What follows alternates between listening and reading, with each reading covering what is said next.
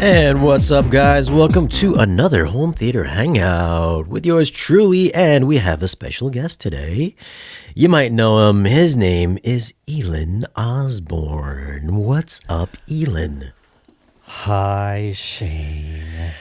Hello. It's been a long time. I think last time you were here was like a year ago. Something like that, or at least 6 months, 6 months to a year. I Yeah, think. it was a long Yeah. time. I think, what did we do? We did that best 4K movies or something like that. I still get comments on it, even today. Still a very popular Just video. like this one will for the next foreseeable future. Forever and ever. The gift that keeps on giving. So I wanted to get you on here so we could talk about your new home theater. Yeah.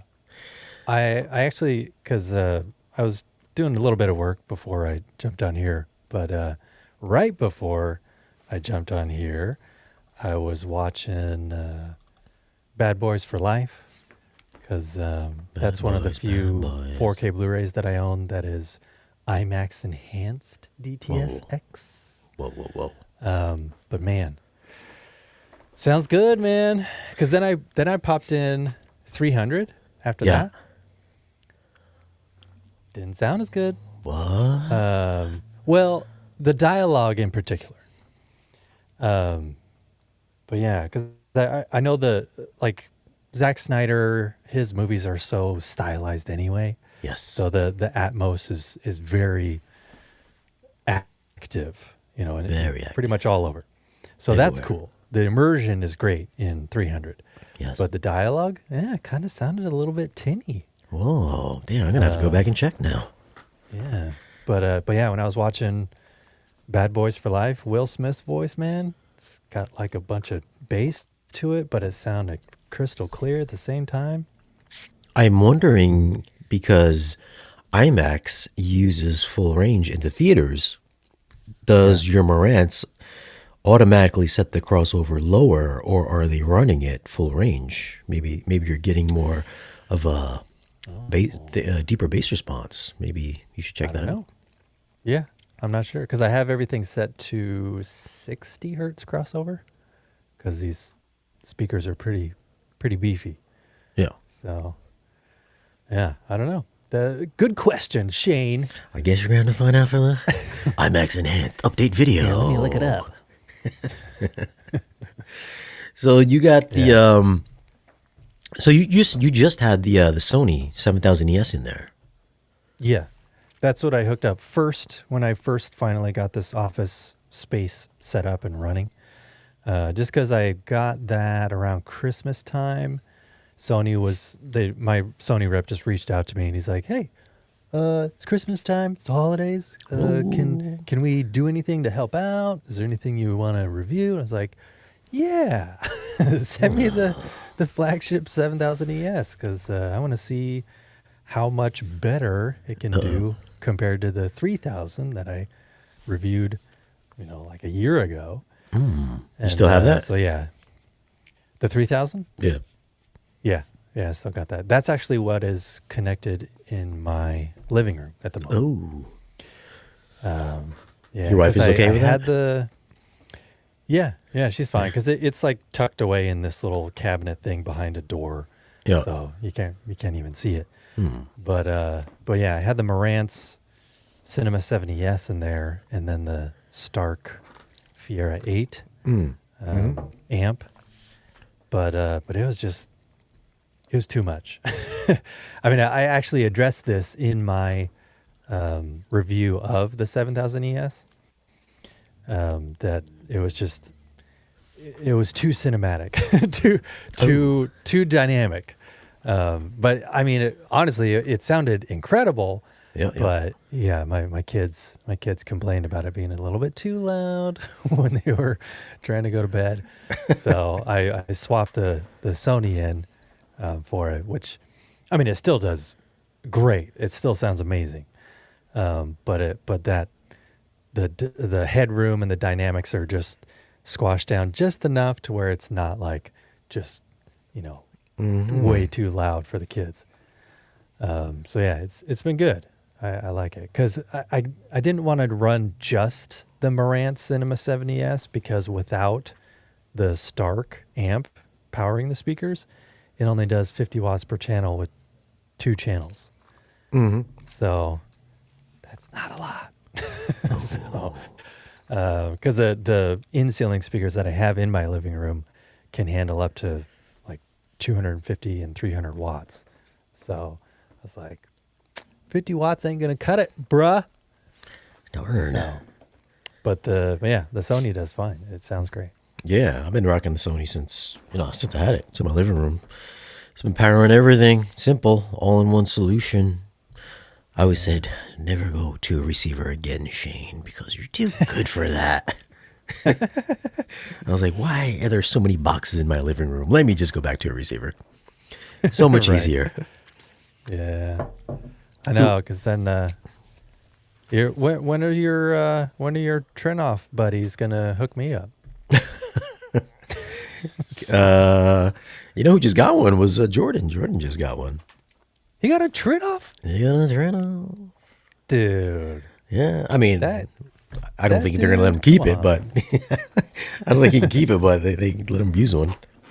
Yeah, yeah. I know Giles too. Giles reviewed one maybe like 6 or 8 months ago, Oh, and I don't think it ever left. I think he's still rocking it. So you might want to send yeah, some emails out. yeah. Although, yeah, because this Trinoff would be just absolute overkill in this little office here. Well, how many speakers do you have in that office? I do have 17, Okay, all so right. that's already overkill. But at the same time, though, like for just for pure testing purposes, it's just right. you know, like uh, like when I'm watching Bad Boys for Life, it's like it was just so immersive. It sounded so good. Just everything was just so well. At the same time, though, I just ran Odyssey with my Marantz, Yep. so it's okay. I was going through as soon as I finished running Odyssey and making little tweaks here and there.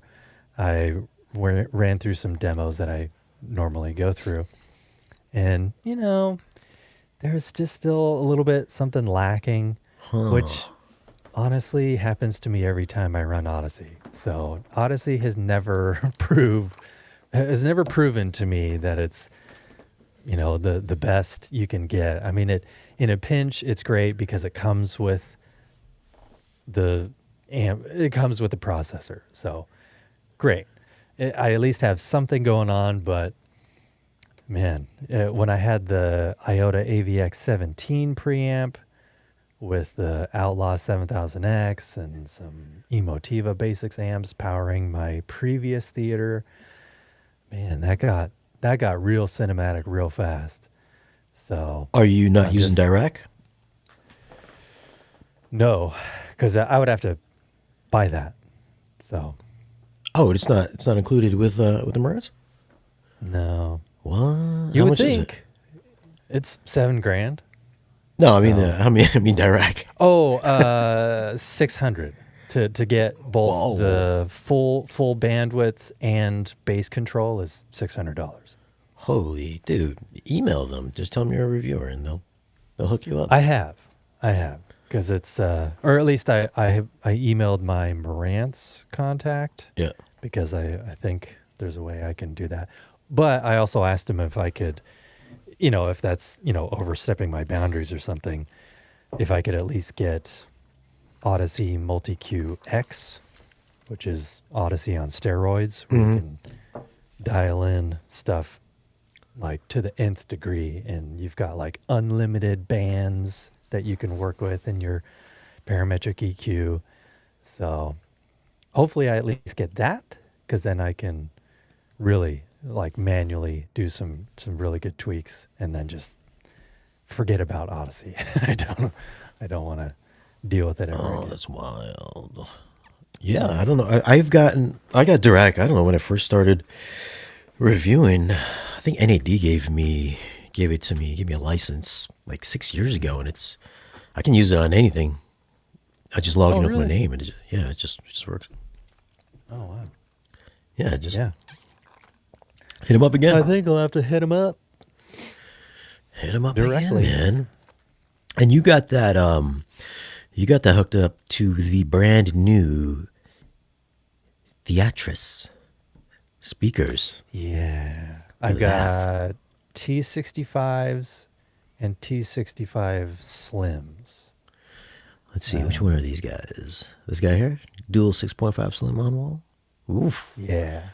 And then So the Slims, how many of those you got? I've got 4 of the Slims. The Slims are for the front wides and the surround backs.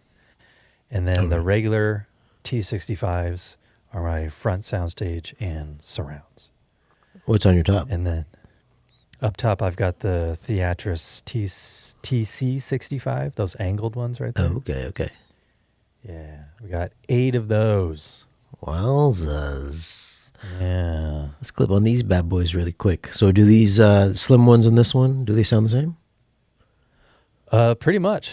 I mean, you can tell when you're running like pink noise through them. Yeah. Or like when I was running Odyssey. Whoa, what's this? Who's that guy? Oh, look at that.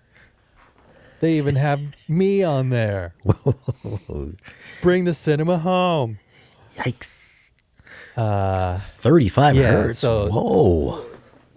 Yeah, when you're running through all the different pink noise and stuff, you could tell that there's not as much bass in the pink noise in the slim versions because they're sealed. Yeah. But Okay, it's not okay. it's not like tinny or anything. Like it's just Oh, just a little 65. bit. The Yeah. crossover is just a little bit higher. Yeah, 35, so 35 hertz for the big ones and 65 for the small ones. Yeah. 4.3 inches deep. Whoa, that is pretty slim. How deep are Yeah. these bad boys? Yeah, those are pretty deep. Let's Pretty- say 8.7. Yeah, these are. I remember when I did their subwoofer review. I was like, hey man, can I get 18 of these these DHS? I think that was like when they first like announced them. They're like, oh, we don't have that many right now. We send you 3. I was like, nah, I'll wait for the 18. Yeah. So you can do waveforming. But guess who got them instead? Shame on you. You took them from me, Ealan. I only got 2. And I've got 2 of the Bravas 12D subwoofers. But they also have the Theatris 15-inch passive subwoofer. Oh, really? Oh, they got new which ones. I haven't witnessed the power of that one yet. Yikes. Is that on the website? Let me see. I think so. Cinema Studio. Oh, is that it right I there? believe so. Oh, Yeah. here we go. Yeah, there it is at the bottom. Whoops. Towards the Wait. bottom. Yep. Well, hold on. What is this thing? Flagship monitor speaker. Whoa, $8,000. Yeah, dude. That's the insane. Colin from Empyrean Audio was like, "Hey, do you want me to send you out one of these new T107s?" And I was like, "Bro, that's gonna be way Quad too much overkill." 10. Yeah, what is it? Like a concert speaker? I mean, pretty much.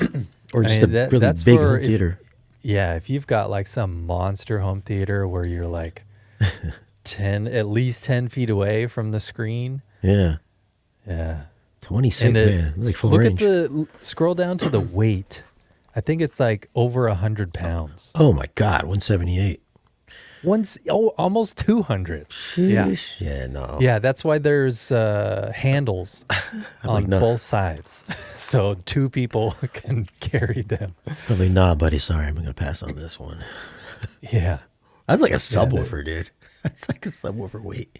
Yeah. There was another one, too. That's for a gigantic theater. This is a quad 8s. Like a slightly smaller version. Slightly smaller. So this is, how big are these? 26? Yeah, that's like a subwoofer size right there. Mhm. 30 hertz to 26K. Wow. You need to hang these from your ceiling. 122 pounds for that one. Yeah, man. These are new. I have not seen these ones but yet. Yeah, they're fairly new. And where's that subwoofer? Here we go. So you have these, or you're gonna get them? No, I mean, I requested them at one point, but they didn't have Yeah. enough in stock. So I might hit them up again and see if I can get those in. Yeah, these are cool. Yeah. Passive. So you need external. They have external amps? They no. I Oh, mean, yeah. they don't have like a specific subwoofer amp that they sell, but I think you might be able to use the amps that they sell, like the energy amps, Hmm. possibly. I don't know. I'd have to ask them. 18 hertz with amplifier. It's only 77 pounds. Come on, man. It's not as heavy as the speaker. I know, right? So almost a 20-inch square. Shipping weight, Yeah. 93 pounds. Yeah. So how do those speakers sound? Because they look super cool. Dude, they sound cinematic. I mean, yeah, just the fidelity alone, it's just off the charts. I mean, I know because I have a relatively small office, the width is only 9 feet or just over 9 feet, like 9 feet 4 inches. Yeah. So, the speakers are fairly close to me. So that helps with the fidelity and the clarity and everything. But at the same time, though, it's just everything that comes out of them, especially being powered by the energy amps. It's just great. It's awesome. I love it. It's what, once you have a system like this, then it's tough to go back to anything else. Like, in fact, like having a system like this with these particular speakers and being powered by some really good external amps and having it all, processed by the Marantz AV10, like I kind of start to notice more often the differences, especially like if it's ADR. If it's a particular dialogue moment where they had to re-record it in the studio, it is just clear as day. It's like, oh, yep, that's ADR, compared to like if it's actual dialogue that they recorded on set that day.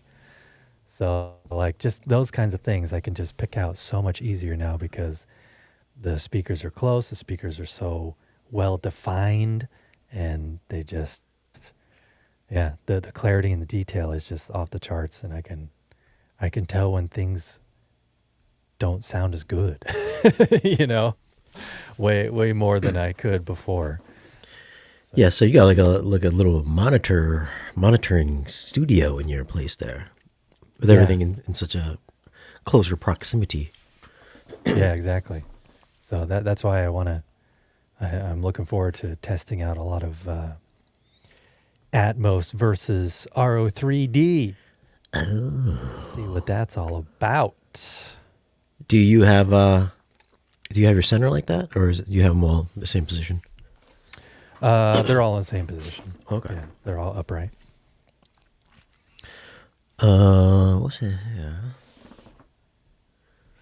So Cherubin with the super chat. What's up, Cherubin? Let's find out the super chat. Look at that. We can buy a coffee now. Lemon What is character and baby lemon jumping in the air to do a high five. What is this one? Sorry. Shane Ealan, the whisperers of high five. Hey. In stereo. In stereo. I wonder if I can output this in stereo. Let me see. Let me check the settings really quick. Can I do that? Oh, I can't. Oh, Shane I in the can. left, Ealan in the right. Oh, I could do stereo, but you'd have to be here with me in the other speaker. Oh man. Ealan has more Someday I'll make it. speakers. then, then his local Dolby Cinema. Yes, you do. I mean, you are literally one speaker behind me. You just need one more. We've got the same amount. Oh, But you gotta because I step know it up, you buddy. have a center Yeah. back surround, right? Yeah, that's what you're missing, the center back. But you don't have a voice of God, do you?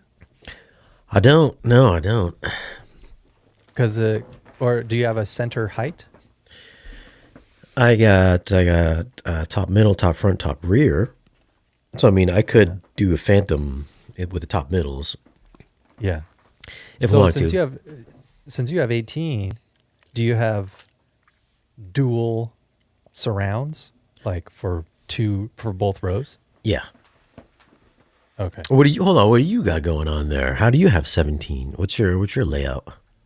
I got 9 ear level, and then 6 heights, and then center height and voice of God right above me. So that's Hold on. 17. What was that again? Sorry. What'd you say? You got 9 ear level? Yeah, 9 ear level So speakers. 9. Okay. Yeah. Yeah, so I got, the typical 7 ear level speakers and then Yeah. front wides. Wides.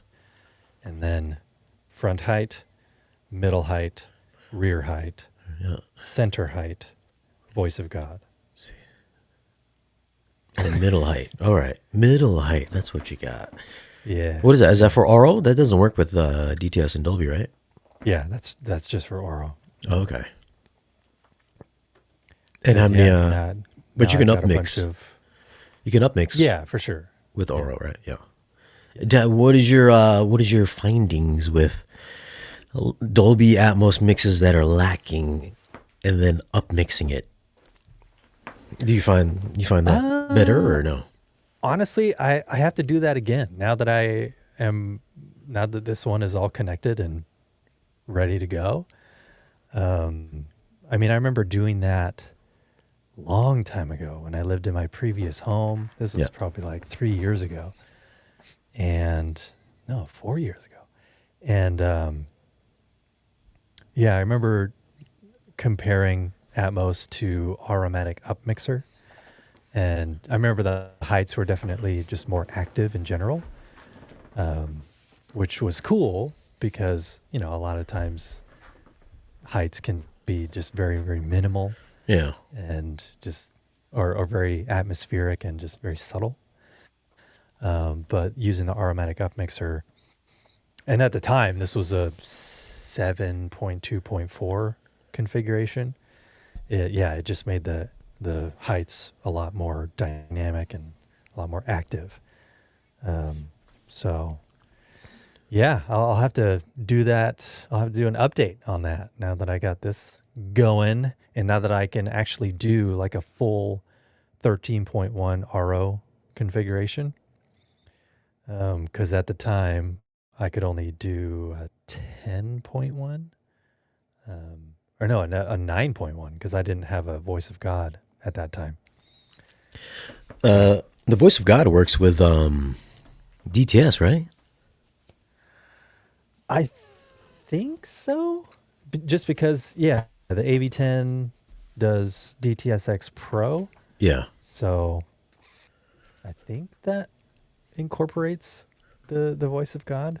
Maybe even the center height. I don't know. I'd have to check that out. Yeah. But Interesting. I mean, at the same time, though, the AV10 can only process 15 channels at a time. So I would only.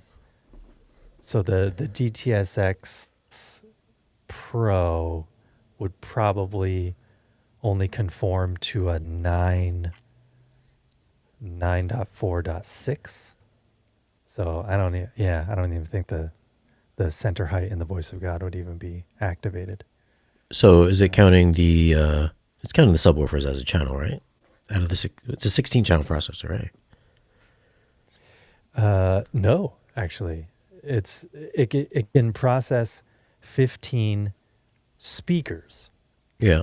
like not counting the subwoofers, Oh, okay. because the subwoofers are independent. 4 subwoofers or 2? 4, yeah, Whoa.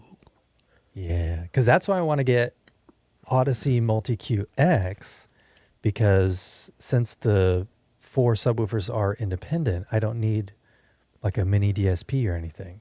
I can Yeah. just dial all that stuff in discreetly, and yeah. So that's why I want to get that to test that out and get all that stuff time aligned to the millisecond. You Yeah. can't do that with regular Oro though. Or can you? I haven't used Oro in years. Good question. Yeah. I mean, it just because Odyssey Multi-QX is supported on the AV10, I can only imagine I can hopefully, get some sort of, test tone or something through the center height and the voice of God. Otherwise, yeah, I'll have to try and figure out some special way to get sound to come out of those. So how are Just you run switching REW. between? How you switching between speaker setups? Do you have to disconnect certain speakers if you're? No. That's the best part about it, is that you can connect 17 speakers, but it only processes 15. So I can have them all connected and ready to go, but I don't have to physically disconnect or change anything in the menu system. It's just all there. So, so yeah, when I'm watching native Atmos or DTSX stuff, it just bloop automatically conforms to 9.4.6. And then when I pop in something that's native RO3D, then it just, yeah, it just switches to 13.1 RO3D. Fancy, look at that, stepping up. Yeah, You're stepping up to the end game here. I know, because that's why I bugged my Marantz contact for a while to to see if they could finally send me one. And yeah, I was so stoked just because of that. Just because, like, now that I have acquired a bunch of native RO3D 4K Blu-rays, now I can switch between the Atmos and the RO mixes just in the blink of an eye.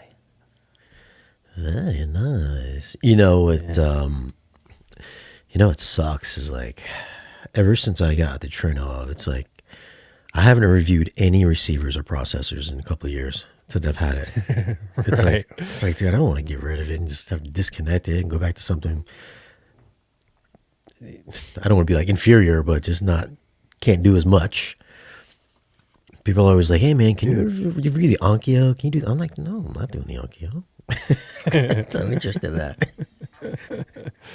I mean, honestly, I get it. I would do the same if I had a Trenoff.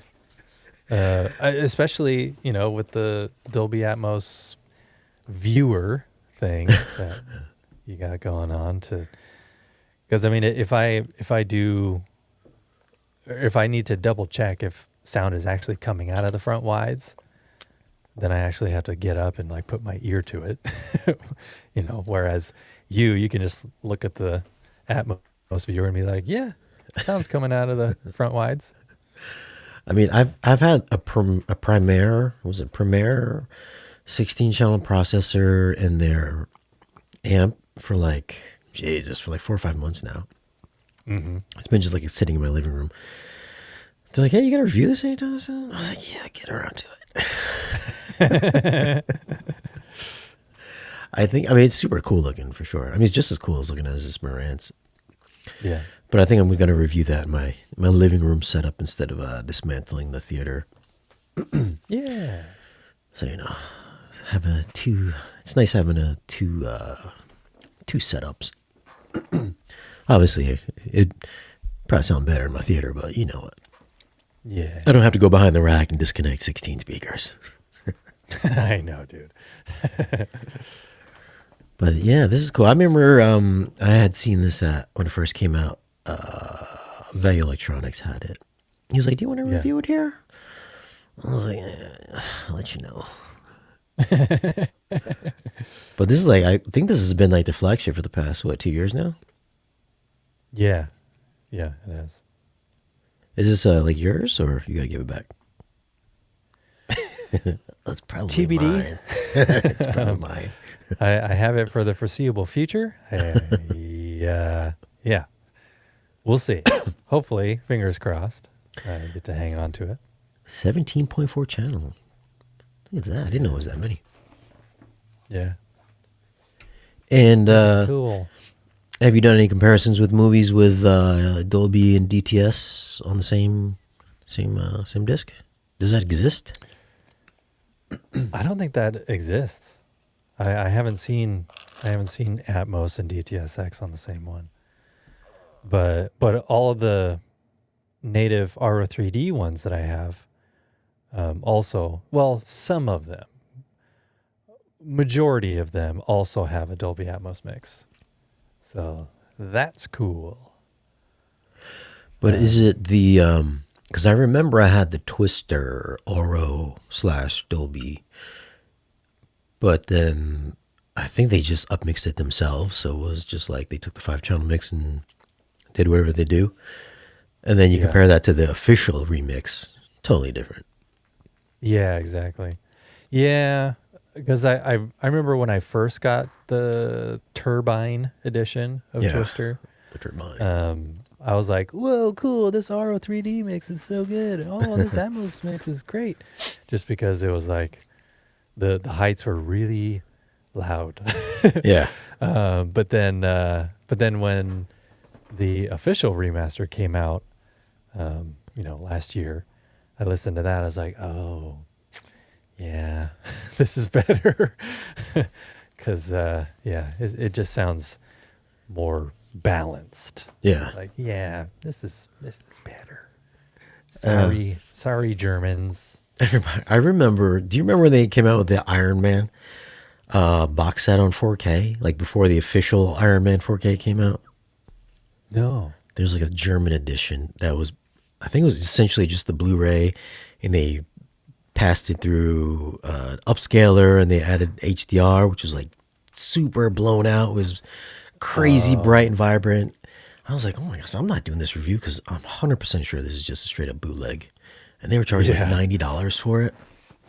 Dang. And then they came out with the Twister, and I was like, I'm pretty sure this is just the Blu-ray. They just upscaled it, and then slapped their Atmos mix on it because it sounds not good. I was like, this does not sound like an official Warner Brothers mix. Right. And one of the Warner Brothers guys, he's actually part of my Patreon, and he works on all the catalog stuff. He was like, no, man, that's not ours. He's like, that's not ours. The Germans did that. I was like, oh, that's why it sounds the way it sounds. The Germans. And then I guess they're doing like 3D conversions of movies. I don't know how they're doing it. That Turbine company? Yeah. I mean, I'm getting a lot of comments like, hey, are you going to do the whatever conversion? I think of Mission Impossible 3 or something like that or Rogue One or something like that is in 3D. He's like, from Turbine, are you going to review it? I was like, the German guys? I was like, man, this is probably like some bootleg 3D. He's like, no, man, I'm not going to do that. Give it to me for free. I'll check it out. Yeah. But yeah, that Twister one was just like, oh my goodness, what are they doing here? Yeah. But I don't know of any other official discs that have Dolby and DTS, like official ones. Maybe some demo discs, but it's either or. Yeah, you don't find both. Which is a shame. I mean, if you had a Kaleidoscape, I think there is. I think Bad Boys is in DTS X on disc, and on the Kaleidoscape is in Dolby Atmos. Ooh. Yeah. Okay. Yeah. So I mean, pony up $4,000, get yourself a Kaleidoscape. Well, how come?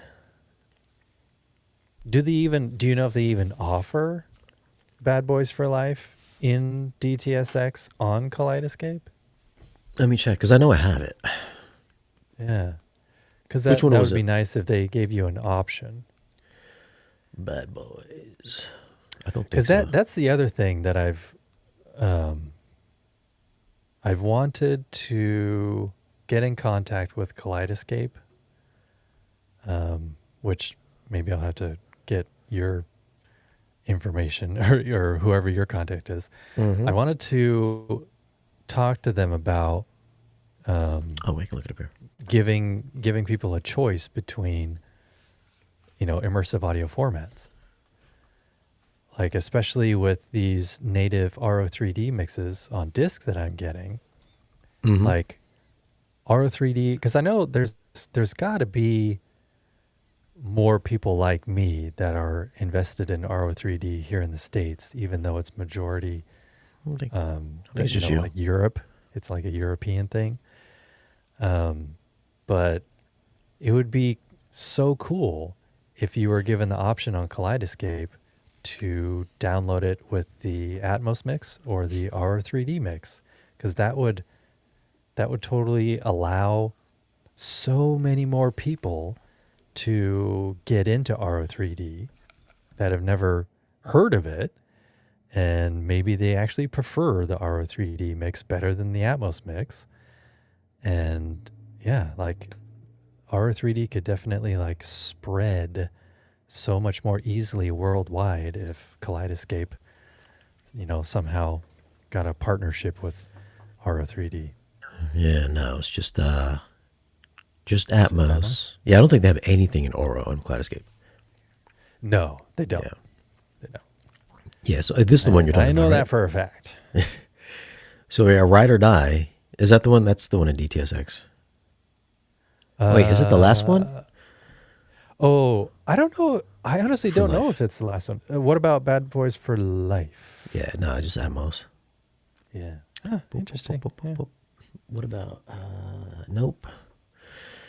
No, I mean, technically I could probably do the thing, but I'll let you do it though. I'll let you have that. I'll let you have that win once you get to Kaleidoscape. Do you have the disc? The Bad Boys for Life disc? Yeah, I got it. Yeah. Of course I have it. What else is here? I'm gonna watch this tomorrow. Complete Unknown. I hear it's good. Hopefully. This is $30. Yeah. Look at that, 86 gigs. That's the thing about biopics of musicians and stuff. They usually have really good mixes because they've got to get some of the best engineers in Hollywood to mix that stuff, because it's not only just dialogue and sound effects and soundtrack music, but also the music being played in the scene. It's got to sound good. So yeah, usually got the best of the best with musical biopics, like I hear. Bohemian Rhapsody. That was a really good audio mix. I hear that he learned to play the guitar and sing himself for the movie. What? Is there nothing in this? Rami Malek? No, man. Timmy Chalamet. Oh, that one, yeah. Yeah. Of course he did, because yeah, that dude's a really good actor.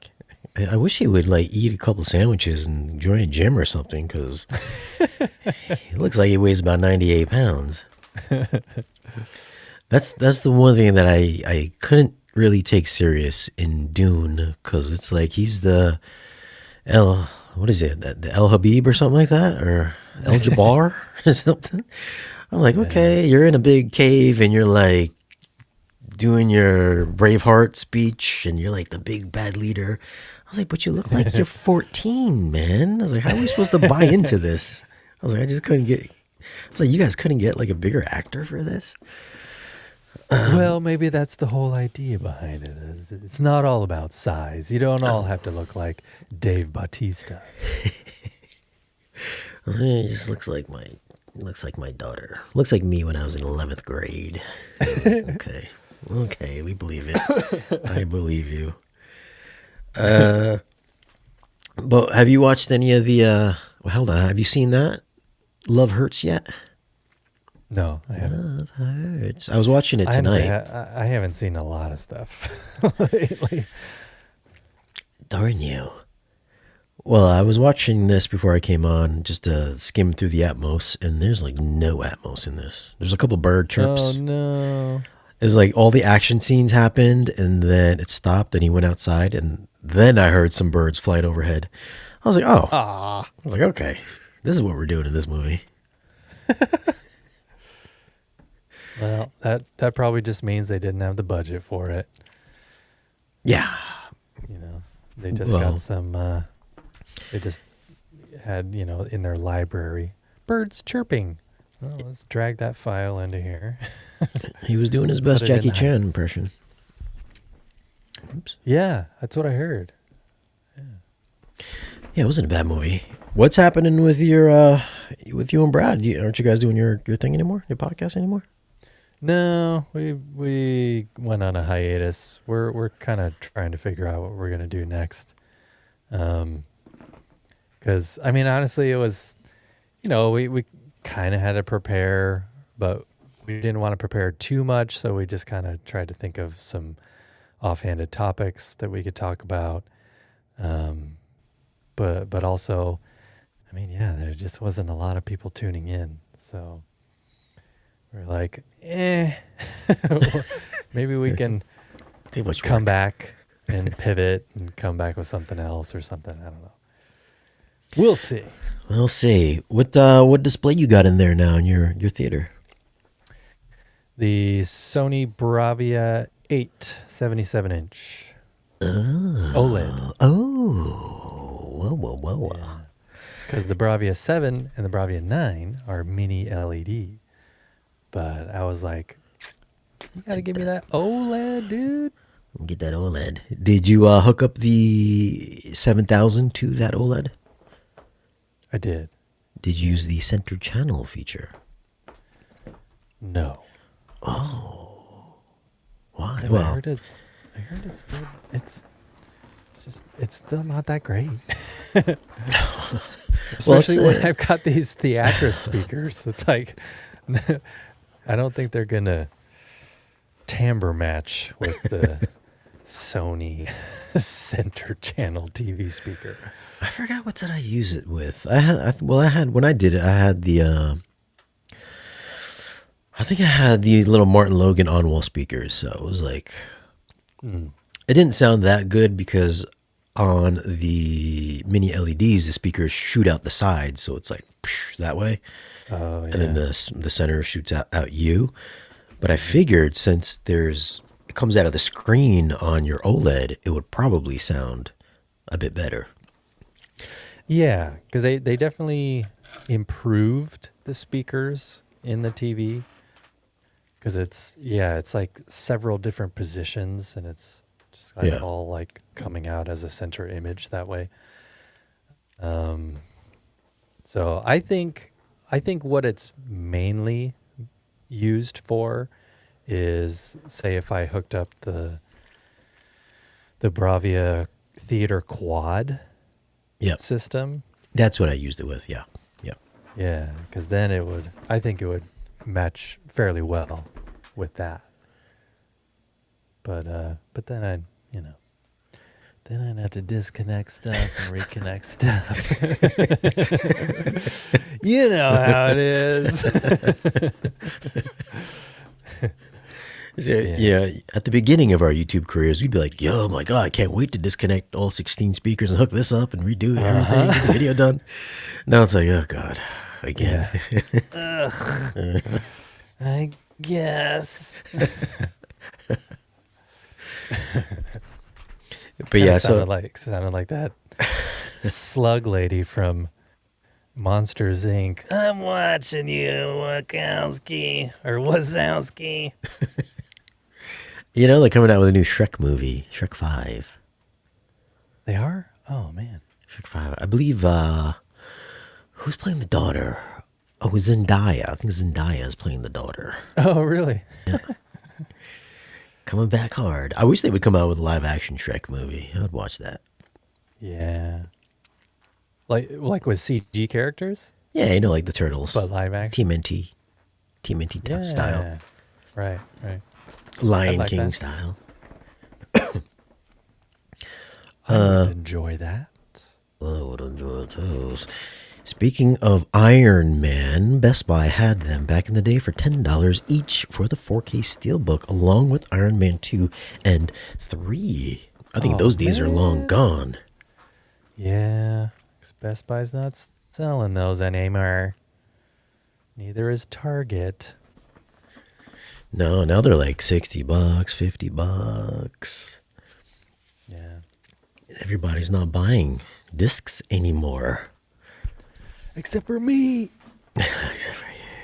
Would you, if you had a Kaleidoscape, would you still buy discs, or would you just buy all your movies on the Kaleidoscape? Um, I would still buy the occasional disc.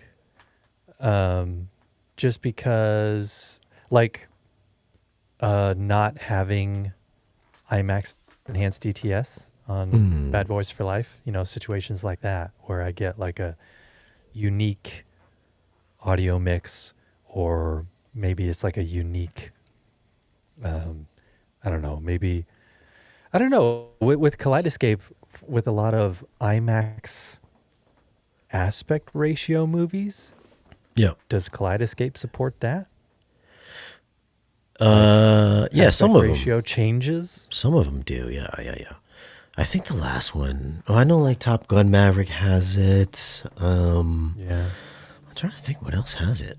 I think maybe one of the Nolan. No, I don't think the. I don't think any of the Nolan movies are actually in IMAX. No way. Yeah, yeah, it's a weird choice. I remember asking them about that. Yeah. So every time I watch a Nolan movie, I got to go watch the. I got to go over to the Zidu and watch it from there.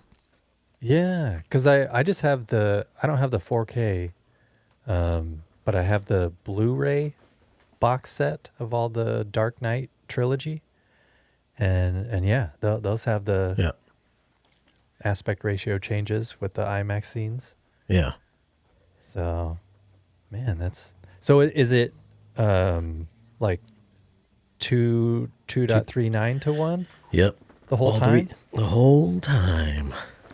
Oh man, The whole time. I was like, I 'cause think that's the thing, is like it's not just the aspect ratio, but like just the sheer clarity of those scenes too. yeah. It's it just looks so good. Even on Blu-ray, just my standard Blu-ray, it still looks amazing.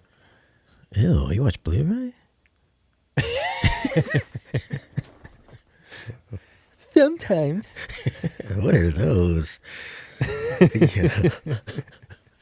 I think it's because you remember when Christopher Nolan came out with that statement. He was like, "You need to support physical media. I'm only going to put my movies on disc." You know, the thing he said about Oppenheimer. Yeah, yeah. So I think when Oppenheimer dropped first, everything comes out like a month or two before on digital, and all the digitals were, I believe, not in IMAX. But for disc, it was in IMAX. So I believe he was probably like, listen, all the digital formats, which would include Kaleidoscape, you're only going to get the 239. But the physical media guys, you'll get the IMAX versions because nobody can steal your copy of your 4K Blu-ray. Exactly. Christopher Nolan's trying to make a change in the industry. Yeah. But that's also, even if I did have a Kaleidoscape, I would probably still get a select few just that I want to have in my collection. But I wouldn't get like everything on disc if I had a Kaleidoscape. Yeah. I'm sure you'll get a Kaleidoscape soon. I don't know why not. Maybe. Sell a couple of those 'Cause then you don't need all those Then speakers. I'll start reviewing movies before they even come out, like you do, and we'll be competitors. I mean, me, you, and Haterade. Right. Although Haterade's been slacking lately, he'll get his reviews done when the disc comes out a month later. I'm like, dude, you're missing out. Like, What? you're missing out there, buddy. Yeah, because he has a Kaleidoscape too, doesn't Yeah, he does. He does. he? Lucky bum. Everybody who's anybody in a home theater has a Kaleidoscape. What's coming up new in your channel? What are you dropping lately? You haven't done anything in the past 2 weeks, I see. Yeah. Slacking, man. It's actually scheduled for tomorrow. It's an overview, not a review, Oh. of the Marantz AV10. Oh. Because yeah, that's just because like it just kind of goes over the reason why I wanted it so badly. Because it literally has everything that I could ever want to be able to do all the tests that I ever want to do on this channel. But also, yeah, obviously I could do the same tests with a Trinoff, but this was a little bit more in my wheelhouse as far as obtainability, if that's even a word. But yeah, I just kind of go over all the stuff that it offers and why I think that it's still a bargain, even though it's $7,000. Yeah. So be on the lookout for that. Drops at 6 a.m. Pacific Standard Time. Whoa. On February 28th. Early. Last day of February. Real early. My analytics say nobody's up at 6 a.m. my time. Even though, listen, I'll still draw videos like 2, 3, 4 in the morning, so it doesn't matter.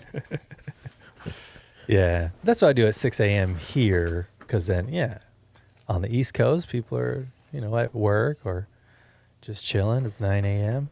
It's pretty good. Dude, I've got no patience. If I've worked on a video for like 12 hours and then the second I'm done, I do my thumbnail, I'm like, post. Like, I'm not waiting another 5 hours to get this go live. You guys are watching this now. All this hard work. You're going to see it right now. And then I'll get like 1,000 views on it in like 12 hours. I'm like, yeah, damn you guys. What's the matter with you guys? How do I have 100,000 subscribers and I get 1,000 views? It doesn't make any sense. It's not about subscriber counts? No, not at all. Yeah. Other than that, though, yeah, I've got, I am trying to do Atmos versus RO3D. Yeah, like you mentioned, doing another update to the Aromatic Up Mixer is in the works, or at least written down as the stuff that I would like to do now that the theater is up and running. What else? I kind of just I just want to do more. What I want to do now that I have this set up is just kind of go through my Blu-ray and 4K Blu-ray collection, and just kind of watch stuff over again and just kind of review them, because there's so many discs that I own that I've never reviewed on my channel. Yeah, I just kind of want to do that. Just be like, you know what? Even though this came out in the 90s, it still holds up for this reason and this reason and this reason. So check it out again if you haven't watched it in a while. Twister. Well, what I just watched recently is Panic Room and Constantine. Oh, yeah. Mm-hmm. Yeah, because that just didn't Constantine just get a 4K release? Yes, it did. It's pretty good too. Surprisingly, Just very because, good. yeah, like the new Constantine is coming out, I don't know, in like a year or something. So I think they wanted to push that. Just be like, hey, He wants to do remember it. Yeah. Constantine? He wants to do it. Yeah. Not bad. I remember not liking it, but I only saw it like once at the theaters, and I was like, oh, this movie's kind of whack. Yeah. But it was actually pretty good. Not that bad. Well, it wasn't like great, but it wasn't that bad though. It was actually good the second time around. Nice. And the I know. I need to watch that again. Again, yeah. I think I saw it once. yeah, Soon after it came out on physical media or something. But I don't own it. But you can own it now. how did the CGI hold up in that movie? I'll tell you what, man, holds up pretty good. I think it holds up pretty good. Better than some of these later Marvel movies, Shang-Chi, Black Panther, that we've gotten lately. So I'd say just as good, if not maybe a little bit better. Yeah. Because when did Constantine come out? Like early 2000s or something? Hey Google, when did Constantine come out at the movies? In the United States of America, Constantine was released on February 18th, 2005. 2005. 2005, yeah. Thanks, Yeah, because that Gemini. was the era. That was the era of like Sorry, I don't understand. it wasn't like it was still pretty good if I remember correctly, like in 2005. I think yeah. Once computer systems became powerful enough that they could create entire environments, that's when it all went to hell. Yeah.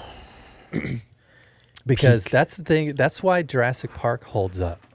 Because even though it came out in 93, but they were making it in 92, it still holds up because the computers that they were using, and it was such a new a new technology that they could only put in so much within a particular frame. So they were forced to film everything, principal photography. They had to film on location or on a studio set, whatever. And then they had to put the CGI dinosaurs in afterwards because that's all they could do. They were limited to that. Same thing with the original Hulk, the one directed by Ang Lee that was set in San Francisco. Yep. Same thing. That one looks pretty darn good for the time because everything else was shot on film. It was just the Hulk that was CGI.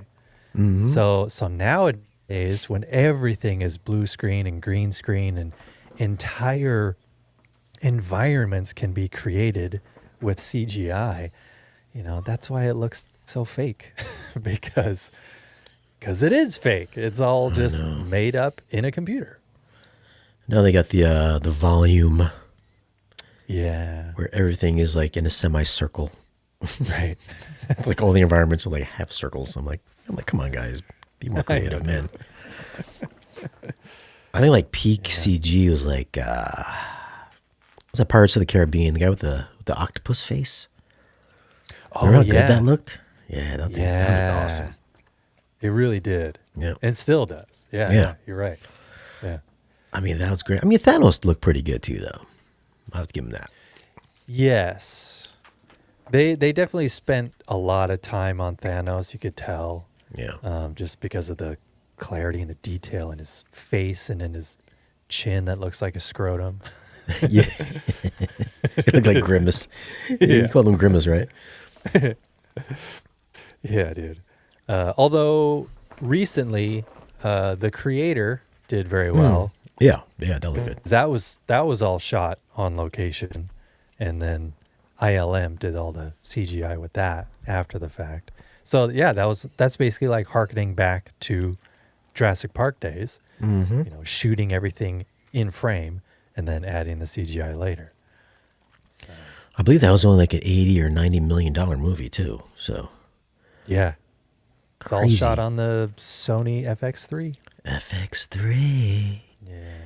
That's what I shoot all my videos on. That's why it's so cinematic in my reviews. I know, right? Shot by Gareth Edwards. I went and so I was watching this camera review. I forgot what the name of the channel was, but he shot this camera review, but it was just like a movie where he shot it in a way with his girlfriend or his wife, and he just told a story with it, and just plugged in different specs or whatever. I think I've seen that. And I was like, holy shit! I went. Yeah. Martin Logan sent me all these subwoofers. I was like, I'm doing this for this subwoofer review. I got this whole script written out. Yeah. Everything shot by shot, list by list. It scripted out this whole cinematic for it. I went and got a DJI Focus Pro. I went out and got a cinema lens, Wow. 0.95 app. Dang. I was like, wife, I said, we're shooting this. And then she's like, what I got to do? I was like, you just got to do what I tell you to do. She's like, I got to act? I was like, you don't have to say nothing. Just, I said, you got to act a little bit, but you don't have to say anything. She's like, oh. And this was like a month ago. Yeah. She's been at work every day for like the past month. So I was like, I've had these subs for like 2 months, like the brand new ones they came out with. I was like, dude, I said, I'm shooting this review that nobody's going to have a review in the, I was like, the camera guys already have it because I stole the idea, but nobody in the home theater is going to have this idea. It's going to be so far out. You guys are going to be so excited about it. He goes, yo, can't wait to see it. This was like a month ago now. So it's like, I'm like all ready to go. Yeah. And she just hasn't been home. I was like, I can't shoot it myself in it because I can't do any camera movements by myself. So it's like, Right. but yeah, so you know what I'm talking about. You saw the video. Oh yeah. Yeah, I remember. Yeah, if I'm thinking of the creator or the YouTuber that I'm thinking of, yeah, it was very well done. Very. Yeah, it was just very like cinematic. I was like, oh my god! I was like, how is he making this a review? But it's interesting. I was like, I'm fucking stealing this idea, dude. I'm taking this idea. I mean, if you got it, might as well try it. So I was like, I dropped like $2,000 for 1,000 camera views in gear. 12 hours. Yeah, no. I know it's not going to get a lot of views, but well, I mean, I might because it is a new subwoofer, so I might get it true. just because of that. Yeah. So we'll see. Well, people are going to be like, "Where's the sound demos? Are you going to talk about? Can I see more footage of the subwoofer? Like, what is this? What am I watching?" I already can see all the comments now. But I dropped all this money on camera gear, and it's just kind of like sitting here. I'm just like, man, I can't like. I've tried to use it in some of my just my movie reviews, just the lens at least. Yeah. But it's like a movie review. Nobody really cares. I mean, I've gotten like one comment that was like, "Hey man, did you change your lens? It looks super good." I was like, somebody out of like 20,000 views, one person noticed. Okay, I'm doing it right. Yeah. I know with most cinema lenses, those don't have autofocus, right? That's why I bought the DJI. Got it. Okay. Yeah. Because I wanted to shoot it wide open at 9.5, and 9.5 was like a sliver.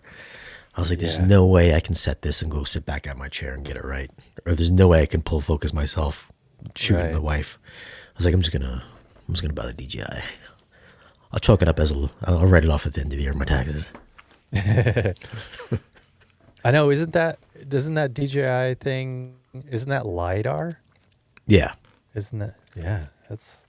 It's a little finicky. It's like you gotta like measure the distance between the front of the sensor to there's a little marking on your camera, the center of your camera, and it's like you gotta get it just right, or else it just misses. Well, or it'll just come up a little bit short for focus. So it's like it took me a few times to get it just right. I had to get a special L-angled ruler just to line it up perfectly with it. Oh, but man. I got it though. I got it. Wow. Yeah, it looks good. Very crisp. Very crispy. How long have you had the FX3? I think like 3 years, 4 years. Oh, dang. Okay. Yeah, it's been a while. I mean, I'm glad they don't, upgrade their cameras all the time, or else, like receivers, we'd be buying new cameras all the time. So, yeah. I mean, I would like them to upgrade the camera, but at the same time, I was like, I was like, do I really need one? I was like, do I need to shoot in 8K? Probably not. Sure. I mean, You could be like Marquez Brownlee. I know. I mean, don't get me wrong. I was looking at. I think they dropped the price on some of the Red cameras. I was like, oh, I was like, do I need to shoot in 6K? do I need to drop 30 grand on a camera, even with a little discount? It's like nobody's ever gonna notice. Nah. It's always like the simplest videos. Like we could just shoot it right here. We just talk about something, and it'll get more views than you editing a video for 18 hours. Yep. Always the stuff you don't care about does the best. Right. Happens all the time. Every time. Which logo is on Ealan's shirt? It's mine. It's is that for erectile dysfunction? Is that the ED? Yes. You're supposed to jiggle it 9 times. and then squeeze it 6 times.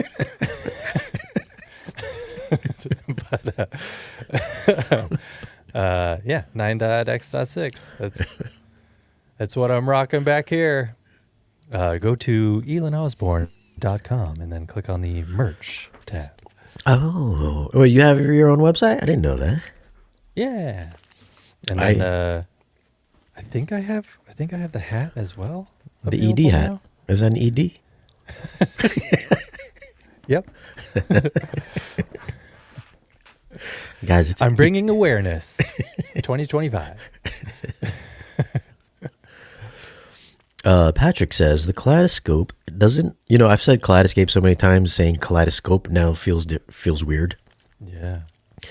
Kaleidoscope doesn't hold a lot unless you save it somewhere. Educate me on this, Shane and Ealan.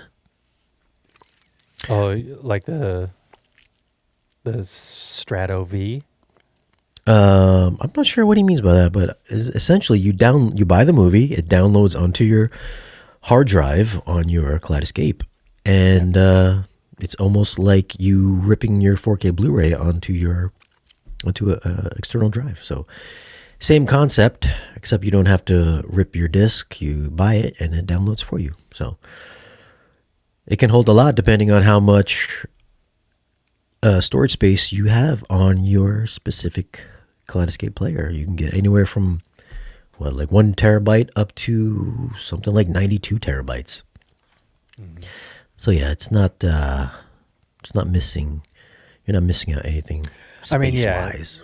He might be referring to the Strato V since it only has 1 terabyte internal storage. But that means you can hold, typically up to about 9 or 10 4K Blu-rays. So that way you can just have this revolving door of your favorite or your top 9 or 10 movies, ready to go. But then, if you can swap them in and out, get rid of one and download another if you want to switch out your top 10. I wonder what is the lifespan on SSD drives. I know. Yeah. That's the thing with doing the swap. Yeah. Frequently. It's like that's probably gonna mess it up after a while, right? Yeah. I guess it's probably last longer than a spinning drive. Yeah, I would think so. Although one of my SSDs just crapped out a month ago that I use for editing all my stuff. Ooh. And with that was a Lexar. Mm-hmm. Because I remember getting it on like a really good Black Friday deal or something. And all the rest of my SSDs that I use for editing are Samsung. Yeah. And the Samsung ones have lasted years. But the Lexar lasted, I think, 2 years. And then just all of a sudden crapped out. And I was like, I don't think I'm going to get Lexar anymore. So, yeah, I got another Samsung SSD, and it's going strong. Nice, yeah. Well, supposedly they use enterprise-grade SSDs and drives, so... Samsung does? No, what they put in the Kaleidoscape. Oh, gotcha. Enterprise. Enterprise. How do we know that for sure? We don't know. take their word for it, I guess. Osbella Reyes wants to know 4K physical or kaleidoscope audio-wise. Audio-wise, they're exactly the same. So, they're the same. No difference. Yeah. No difference. And Maybe. sometimes the picture, or at least the amount of gigabytes is going to be more on Kaleidoscape, so you might get a slightly better picture with Kaleidoscape. Possibly. Like Avatar Way of Water.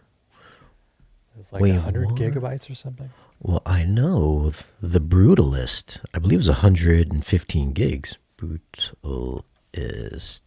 That was a long movie though too. That was like 3.5 hours or 4 hours or something. Oh, you saw it? No, I just know that it's a long movie. It is. Oh, yeah, 115 gigs for 4K. And that's an SDR with no Atmos. So the chances are they are going to put that on a 100 gig disc on Blu-ray. So, I mean, you're getting 15 extra gigs of data, which is pretty substantial. So I would assume it's going to look a lot better on the Kaleidoscape. Yeah. Just my guess. So you do have that aspect as well. But yeah, audio-wise, pretty much the same. Maybe you have an answer for this guy. I've never seen a Tone Winner sub in person. What are your thoughts on Tone Winner subs, Ealan, looking at these at the moment? Oh, subs? I didn't even realize they did subs. Yeah. Honestly, I haven't had experience with Tone Winner. I've had the other two budget preamp options, like the Emotiva MC1 and the Iota AVX17, but I never really got my hands on a Tone Winner AT300. But I know they sell amps as well, and apparently they sell subwoofers too. So I'm going to guess it's pretty good. Unfortunately, I don't know. Sorry. They're going to be okay. Yeah. I have no idea how much they cost, but did you like their processor? Was it a receiver or processor? The Iota? Yeah. Oh. I did. Oh, the Iota. Wait, do you still have it? Yeah. I do, yeah. Ooh. Yeah. Collecting dust now, I see. It is. It's right in this little storage room here. In this box. I saw your hallway with all your boxes. It looks very much like my hallway with boxes, too. Yeah. Just a bunch of boxes. I know. My wife is thrilled that I have this office space now. I mean, I still get the occasional box that I'll have to, either keep on my side of the bedroom or whatever. But for the most part, most of the boxes are gone now, and she's so happy. Because for a while there, they were kind of taking over our house. Yeah, mine is, I got a couple boxes in the kitchen, only because they're tower speakers, and I'm just like, I'm not trying to bring this downstairs, and having to bring it back upstairs. So it's like the big boxes end up in my kitchen. But only one. I only got one box left, so I got to wrap up that review, then never reviewing tower speakers again in my entire life. Which speakers? I got the Focal Arias. I think that's what they're called, Arias. The big green ones. Yeah, nice. Fancy. I would have much preferred the bookshelves. So from here on out, bookshelves only. Never doing it anymore. Are you testing those out in your hi-fi system? Yeah. 2-channel system, and dude, I've been trying to sell them. I can't sell them, but I still got the DefTech tower. If anybody's interested in buying some Definitive Technology DM7s, I think they are, the second from the top towers, I got them for sale. Got me some ELAC. Actually, ELACs are awesome speakers. I got those for sale. Mini towers. Atlantic Technology towers. The gigantic 8600s. With the center channel. for sale, you email me. I'll give you a fantastic price. These are huge boxes. They're just taking up space in my downstairs. And I'm just like, dude, so trying to sell them is impossible. Yeah. Have you found an alternative to eBay? Because I know you were saying you didn't like how eBay has. I tried.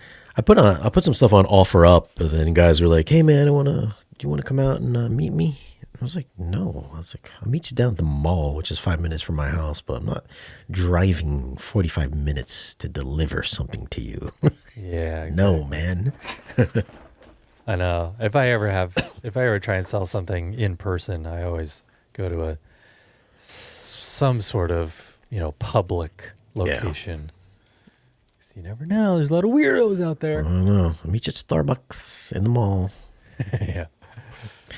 Yeah, I'm not meeting you in the dark. I mean, I had one sale. I met a guy at the mall parking lot. It was when I sold my Bowers and Wilkins speakers. That was a nice transaction. He fit 11 boxes in his. I think it was Ford Tempo. I think it was. What? Yeah, 11. Those were big boxes, like in the box. Yeah. I was like, dude, there's no way you're getting these in your car. But he did. He fit them in there. Dang, that's fit them in impressive. there, man. 11 of them. Yeah. Those were big speakers. I miss those speakers still. Yeah. Something that you haven't gotten was some Arendelle speakers. How come you have not gotten Arendelle speakers? I remember talking to them a couple years ago before they had a lot of U.S. distribution. And they were like, oh, yeah, well, we're kind of in transition. We're trying to get U.S. distributors in place. So reach back out to us when we do that. Or maybe they said, we'll call you kind of thing. And then they never did. Oh, bummer. But now you got the Etris. Now you're like, I don't need any more speakers. I know, right? Like, I don't plan on doing speaker reviews for quite some time. I don't see a need. Yeah, it's like now I've been doing like mostly like a lot of movie reviews because like I don't need speakers anymore, so I don't want speakers, and obviously receivers, that's out of the question right now. Right. Amps are like, I don't need amps either. I'll still do subwoofers because subwoofers are always fun. They're easy. Other than that, I'm just like, there's nothing else really. I got a toilet. I have a toilet. I got a review. Like for real? Yeah. It's a smart toilet because I have like the plumbing downstairs, like it's all roughed out and everything. And I was like, and I was looking at toilets. I was like, oh, God, these things are like expensive, like $400 or $500 for a toilet. I mean, for like for like a good one. Yeah. And some guy was like, hey, do you want to review a smart toilet? I was like, can I get it in black? They're like, yeah. I was like, yeah, I'll do it. Nobody will watch the video, but I'll do it though. Just to save me some money. That's coming.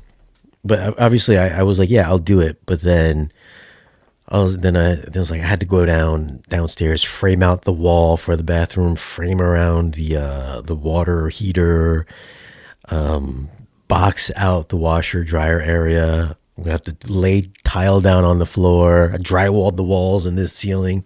So I was like, it's $1,000 toilet, but I'm spending like $3,000 just to put the bathroom together for the toilet. So might not have been the smartest idea on my part. Yeah, when that review comes out, all your comments are going to be like, Shane has gone to shit. Literally. However, I am going to have a TV in there. I'm going to have in-wall speakers in there. What? So it's going to be like a mini home theater in the toilet area. Or I guess you call it a half bathroom or something. Oh, yeah. Whatever you want to call it, yeah. Right. There's no shower or nothing there. Just the toilet, and then, there's the washer dryer in there. Nice. And then you can just sit down and watch. You sit down on the toilet and just watch TV. Boom, right there. We got a little lounge chair in the corner. It's gonna be cool. My wife was like, "What are we doing?" I was like, "It's going to be like a little mini home theater." She's like, "In the bathroom?" Well, yeah. I was like, "You can read your book while you're on the toilet, or you can just watch TV or watch Netflix or something." She's like, "Oh my gosh." And since you have the lounge chair, somebody can watch you take a shit. I reviewed a couple of I did the Eames chair and then some other Barcelona something or another. And I was like, yeah. I was like, perfect space for him. I was like, yeah, I'll review them, sure. Because I planned to put him in the bathroom. So I was like, okay, I'll do it. Which small to medium size, all the same size speakers would you both recommend? A surround sound setup. Picking out 3 choices, what would they be? Small to medium, all the same speaker. I mean, kind of like you got all RBH, right? Yeah, or you got the slims. Yeah. All the same. I mean, what kind of budget are we talking about? Yeah, what kind of budget? I mean, if you're trying to stick to a budget, Klipsch RP series speakers. Don't get the reference. Get the RP. Appearing is like Premiere. Appearing is like, yo, what about our speakers, Ealan? Gosh, what else? And then, I mean, sure, yeah, Aperion Audio. They've got a lot of like small, slim speakers that you can put on a wall or just standing. Like their Novus line of speakers. They got a lot of. Just get those. They're $1,100 a pop. That's not bad. Yeah, pull up the Novus ones. They've got they've got some ones that you could put on wall. I mean, you don't have to put them on wall, but they're nice and slim, and won't take up a lot of space. And you could just get a bunch of those, and it's not going to cost you too much money. Are you just assuming he's not got a lot of money? Oh, those are the Varus and the Grandis. Speaker. Try and find the Novus. Speaker type. Tower speakers, bookshelf speakers. Yeah, do Bookshelf? bookshelf. Oh. No. Where are the No, Novus? here you go. This guy. Oh. There's These some ones? Novus. That's not on wall, is it? No. Look up the family when you're on that drop-down list. Because when you look up by family, then you can look up Novus. These guys. Slim satellite. Yeah. Yep. There we go. Yeah. How much Slim are those per satellite. pair? These are.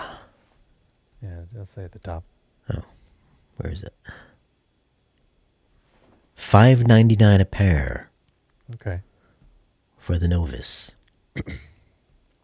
Yeah, you could get a bunch of those if you want, like all the same. Did you ever review these? Not those particular ones. I did review the bookshelf version of those. Mm-hmm. Yeah, they were good. That was like way back in the day when Aperion Audio first contacted me and were wondering if I wanted to review their speakers. What is this? They got speakers outside of their door? That's interesting placement. Wow. Where's the specs at? Serenade people that come to your door to drop off packages. Ding dong. Where's the specs? Did I pass the specs? Okay. Well, there you go. The Novus. Yeah. And then, speaking of Novus, Novalicious says, Shane, give us your thoughts on the Atlantic Technology 8600 eyes you just tested. Who is it for, and why are they so big?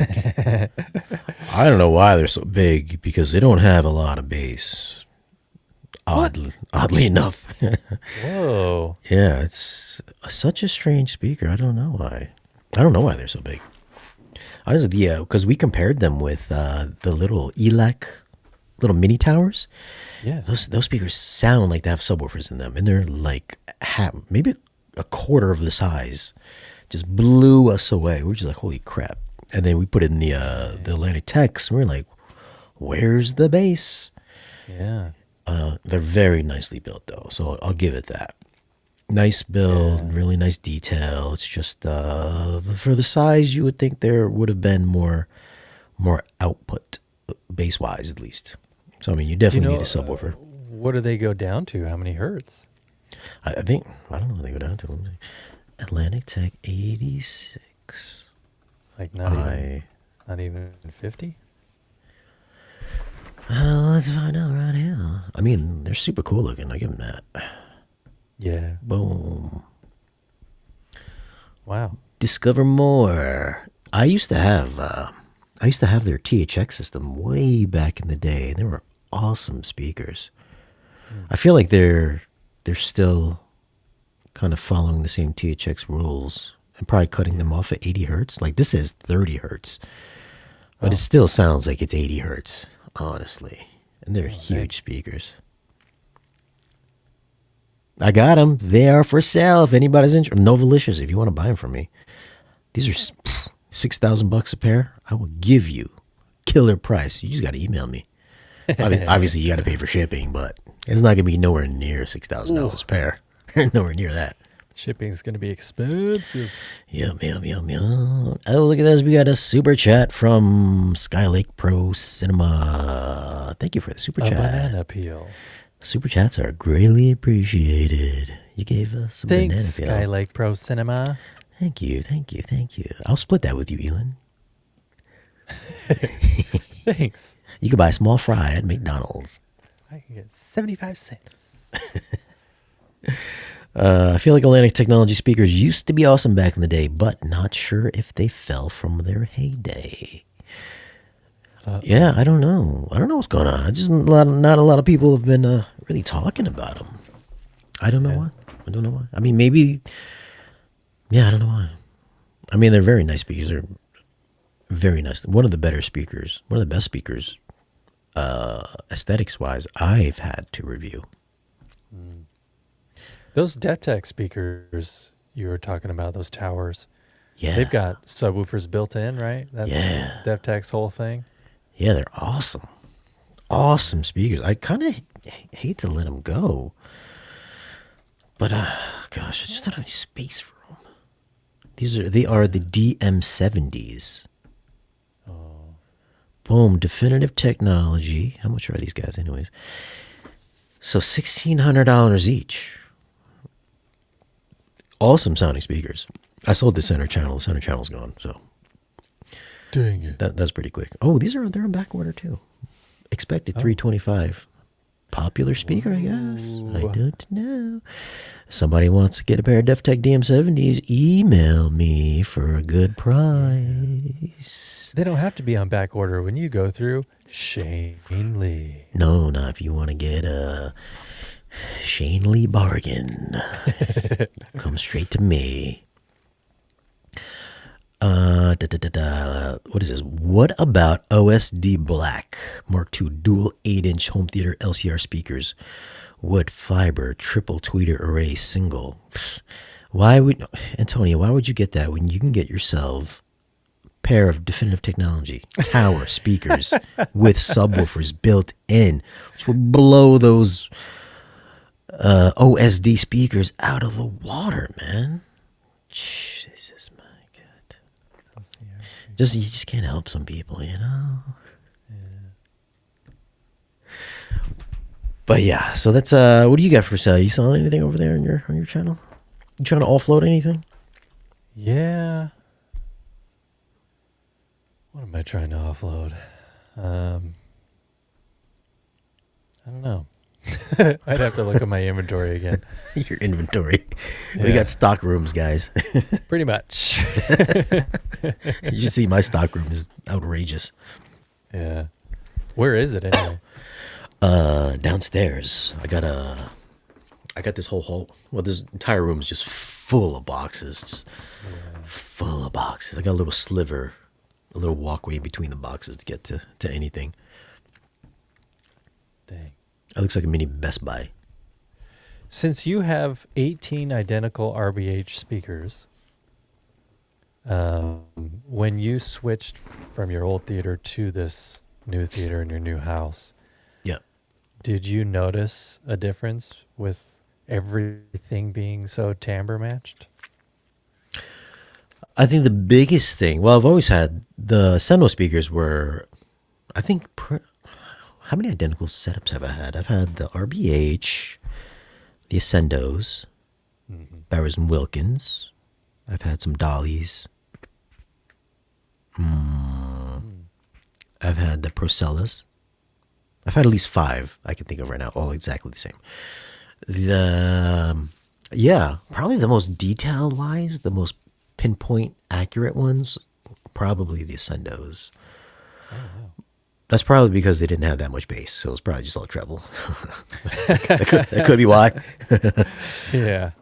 But I noticed that right away, and but yeah, if you're just playing pink noise, it sounds exactly the same everywhere you go. And then you listen to, your planes flying, or occasionally there'll be like a movie that you watch that might catch you off guard, and they're like a horror movie or something like that, where they'll have like voices that kind of just walk and talk around the room or something, which is just like perfect.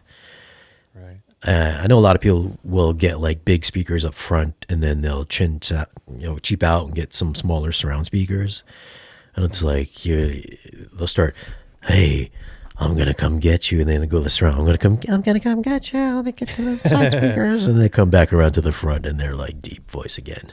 Right. So stuff like that, it's pretty easy to hear. I think there's a show on Apple TV. I think it was that one where she plays the nanny. You watch Apple TV shows? Not Severance. I forget what it was, but it was like the last episode where there was a bunch of voices that were moving around. I was like, that sounds awesome. It was an M. Night Shyamalan TV show. Somebody would probably know. I haven't seen it, but yeah. I know Good what show. you're talking about. Yeah, good show. Yeah. Good show. So, stuff like that, you'll notice it pretty easily. I'm assuming your system probably sounds very similar. Yeah, it does. Just because, everything's got the same AMT tweeter, roughly the same woofer, although the woofers in the height channels are obviously smaller. Yeah. But or are they? Are they smaller? Servant. That's it, Servant. That's right. Yeah. Last episode, I think midway through the episode, there's some voices, some ghostly voices that kind of track through all the speakers. I don't know why that's the only one that pops up in my... Oh, or of course, Gravity. So yeah, pop in Gravity in yours, and... Oh, yeah, dude. Yeah. Yep. You're right. Perfect I have demo not for watched that. Gravity since this got up and running. Yeah. And run him full range, obviously, so you can see if the voices timbre match the same, bass-wise. I think Clooney's got some bass in his voice. And then Ed Harris is always floating around different speakers above your head, which is pretty cool. Whoa. And That's right. And the astronaut that gets blasted through the face, Yeah. he actually talks right in the back center speaker, which you don't have. So No way. yeah, it's like right rear center. That's cool. So that's why, listen, I'm a big advocate for that. Center, because I figured if you're going to have LCR in the front stage, why would you not have LCR in the back stage? Right. That's what I'm saying. Because there's actually a lot of sound that comes out of that, because when the objects are moving, typically they will pass through that to go to the other speaker. So it's like track straight to the speaker. And if it's something that's supposed to come directly in the back, they'll try to phantom image. So you're getting the same sound from 2 speakers rather than 1 speaker. I know. I'm just trying to upsell you guys for a center channel speakers. Yeah, but yeah, the yeah, I don't even think I could have a center, center back channel with. Oh, you the got a door there, 8010. right? Yeah, like I would need something like a Trent off or Storm Audio to pull that off. Oh yeah, I don't think anybody except for Storm and Trinov has that feature. Yeah. Yeah, you're missing out. Sorry, buddy. Oh well, I'm not in the center back channel club yet. One of these days. Well, you do have a height center channel. Yeah. Right above me.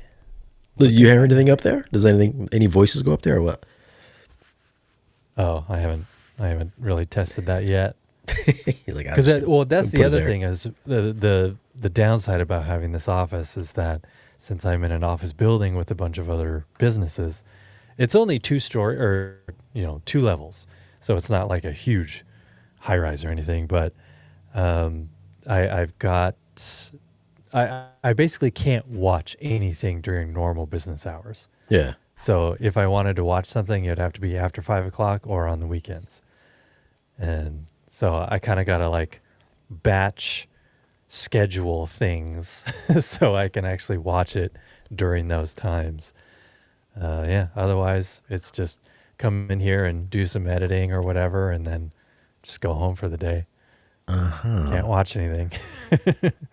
Would they let you paint the walls black or no? I don't know. I don't know. Because they said I can do anything as long as if and when the day comes where I, say sayonara to this place. Yeah. They're like, just as long as you make it look like you were never there. It's like, oh, Yeah. okay. Yeah. So, yeah, right now I've got these kind of dumb yellowish canary yellow walls. So, Hey, that's what the walls looked like in my house before I painted them. They're that same like beige yellow yeah, from like yeah. the 80s. Right. Now they're all white and black. Ooh. Hey. My room is small to accommodate surround back, so what's your opinion about having a single surround back channel? I mean, if that's all you can fit, that's all you can fit. Obviously, 2 would be better than 1. Yeah. Yeah. So, that's Although our... typically if you can't have surround backs, I mean, it's because your couch is like against the wall kind of thing. So, yeah. I mean, that means you can't really have one surround back channel either, or else it's like right against your head. Yeah. I remember those days. Sucked. Yeah, me too.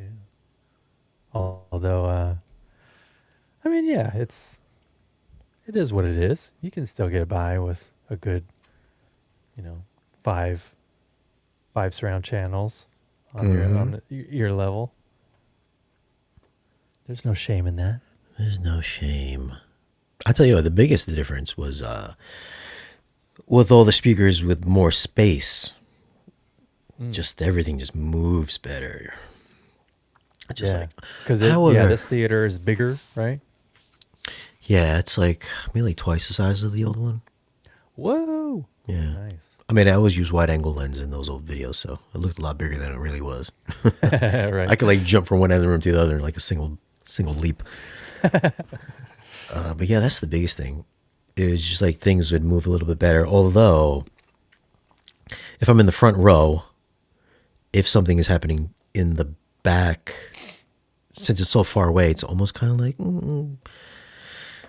can be a little bit lower in volume.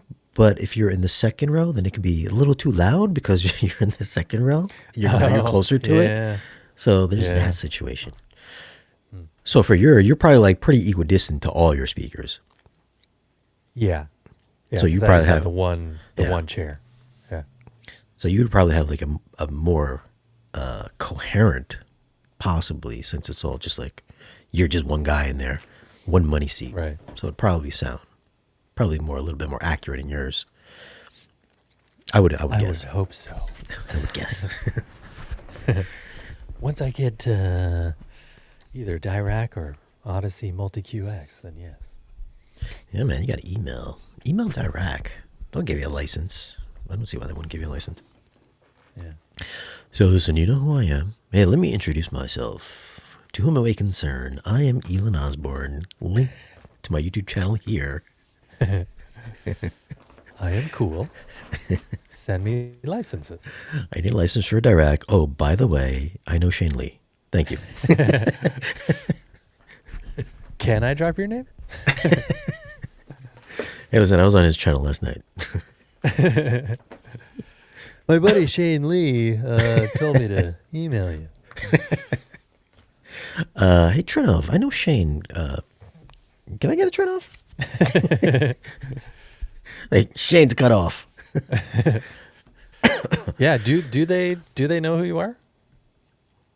Trinidad people?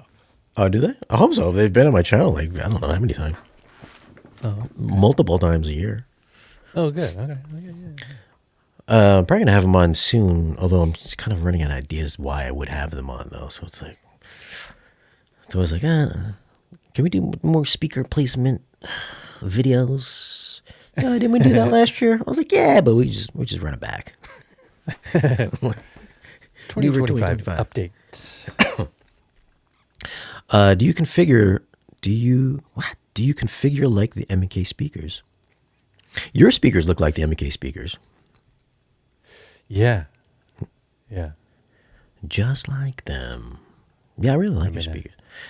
I almost kind of want to reach out to them again. Like, hey, man, can I get some of those Theatris speakers? But then it's like, oh, I don't want to really move all these 18 speakers out of the way. Yeah. And plus, another 18, those boxes look big too. So it's like, man. Yeah, they are. Yeah, I know, 18 boxes. Jeez, no, man. Well, that's the other thing is, yeah, they wouldn't, Aperion wouldn't be able to send you 18 of them for sure. Because even some of these were like scratch and dent. Oh, really? Versions. Yeah. Because which is fine. I don't care Yeah. if they have scratchers and dents. pretty But big. even then, that's making it sound like they have dents, but it's just like very, very superficial stuff that some people might not care for. But yeah, for me, I was like, yeah, dude, send it my way. I don't care. Is it in my way? Aren't those amps? Aren't those ever solo amps? No. Didn't they? They had like a partnership with them, didn't they? Appearing in Ever Solo. Or am I thinking of don't know. somebody else? I might be thinking. I think I'm thinking about Stark. Stark and Ever Solo. Oh, yeah, that might be the case. Yeah, I think that's who I'm thinking about. I have. I think they might be getting a little upset. I have the Stark 3-channel, $7,000 amp here. Oh, yeah. The big one. It's like 100 pounds. I've been meaning to do that every day for the past 2 months. I've been meaning to do it every day. It's a great sounding amp though. Awesome sounding amp. Oh, yeah. Super Just cool to looking power your front soundstage kind of thing? Yeah, just the LCRs. Yeah. I was my audio rack is like downstairs for the theater, so I'm like, I'm not gonna carry this downstairs. So I'm gonna hook it up in my living room on an hi-fi system instead. Yeah. It's like, 100 man, pounds. Jeez. sick. I do want to get there. I do want. Like, I got to do this review first before I ask them for their cinema speakers because they have the on-wall ones that look pretty cool. So Oh, yeah. I want to try to get those in because those look pretty awesome. Stark? Yeah, Yeah. the Stark ones. The what are they? Because we had them on the channel. I think last month. Stark Sound. That's Scar Audio. There we go, Stark Sound. Scar. Scar. You can get 21-inch subwoofers from Scar for $12.99. That's $12.99. P3i. Wow. Dude, these are cool. I mean, look at that. Come on, man. These are cool. Oh, those are the in-wall ones. They got that one. I don't want the in-wall one, though. Are You- those AMTs inside of a horn? Oh, here we go. There we go. Yeah. AMT in a horn. 18 of these would Wow. be pretty sick. Yeah, dude. I must. Not that there's anything wrong with the RBHs, but you gotta have different things. You gotta try different things. That look They have an good. S-Link. Look at that back. right there. Speak on S-Link. Speak-ons and S-Links. Come on. Sexy. Oh, These some sexy speakers. dang. I must get them. They got a 24-inch I- sub coming out too. I assume those are bigger than your RBHs. I think, are they bigger? It kind of looks like they're wider. Yeah. Because the RBHs are kind of narrow. Yeah. Well, this got an 8-inch driver. Mine has two 6.5s. Oh, Dual okay. 6.5s. Yeah. This is a single 8. So yeah, it's a little bit wider for sure. 60 hertz to 40K. Ribbon tweeters. How do you like the ribbon? You got 3 tweeters per speaker on yours.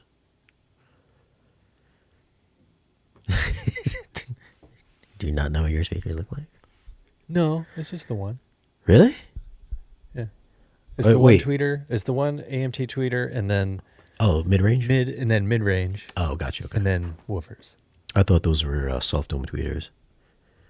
Along with the ribbon. No. Oh, Negative. mistake. Gold label.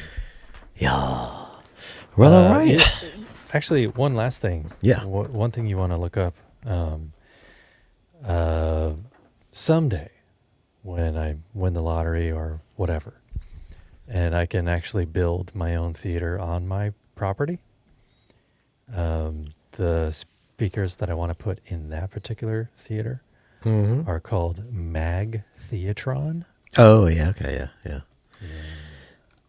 Because, yeah, I know Bill, who works with Magnetar and Yep. Let's Get Physical Media. Let's get physical. Physical. Yeah, he's really trying to push the Mag Theatron because they're the official U.S. distributor. Haterade's got these. Oh, he does? Well, he has the subs. Ah, He has the subs, yeah. but yeah, to have an entire theater full of those. Why don't you have them now? In preparation. Why did you get it off? Do you not have space in your house? Like, how big is your house? That you don't have a spare room in your house or what? No. I mean, we've got a music room where the piano is and where my girls practice their instruments and stuff. But yeah, Garage. It just didn't work out.